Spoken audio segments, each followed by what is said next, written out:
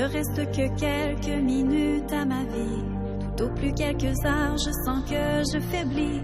Mon frère est mort hier au milieu du désert. Je suis maintenant le dernier humain de la terre. On m'a décrit jadis quand j'étais un enfant ce qu'avait l'air le monde il y a très très longtemps, quand vivaient les parents de mon arrière-grand-père, quand il tombait encore de la neige en hiver. En ces temps, on vivait au rythme des saisons, et la fin des étés apportait la moisson.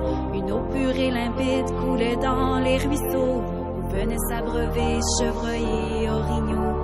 Moi je n'ai vu qu'une planète désolante, paysage lunaire et chaleur suffocante, et tous mes amis mourir par la soif ou la faim, comme tombent les mouches, jusqu'à ce qu'il n'y ait plus rien.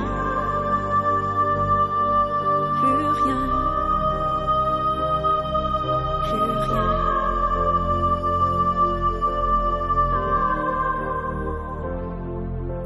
Il ne reste que quelques minutes à ma vie. Tout au plus quelques heures, je sens que je faiblis.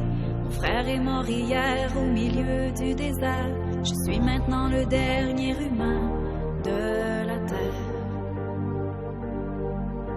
Tout ça a commencé il y a plusieurs années, alors que mes ancêtres étaient obnubilés par des bouts de papier que l'on appelait argent, qui rendaient certains hommes vraiment riches et puissants.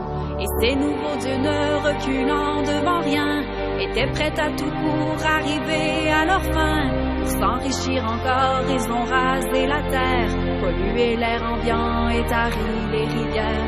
Mais au bout de 100 ans, des gens se sont levés et les ont avertis qu'il fallait tout stopper. Mais ils n'ont pas compris cette sage prophétie. Ces hommes-là ne parlaient qu'en termes de profit. C'est des années plus tard qu'ils ont vu le non-sens. Dans la panique, on déclarait l'état d'urgence, quand tous les océans ont englouti les îles et que les inondations ont frappé les grandes villes. Et par la suite, pendant toute une décennie, ce fut les ouragans et puis les incendies, les tremblements de terre et la grande sécheresse. Partout sur les visages, on lisait la détresse. Les gens ont dû se battre contre des pandémies, décimés par millions par d'atroces maladies. Puis les autres sont morts par la soif ou la faim, comme tombent les mouches, jusqu'à ce qu'il n'y ait plus rien. Plus rien. Plus rien.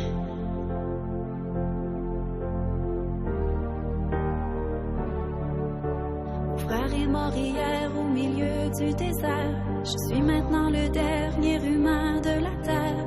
Au fond, l'intelligence qu'on nous avait donnée n'aura été qu'un beau cadeau empoisonné, car il ne reste que quelques minutes à la vie.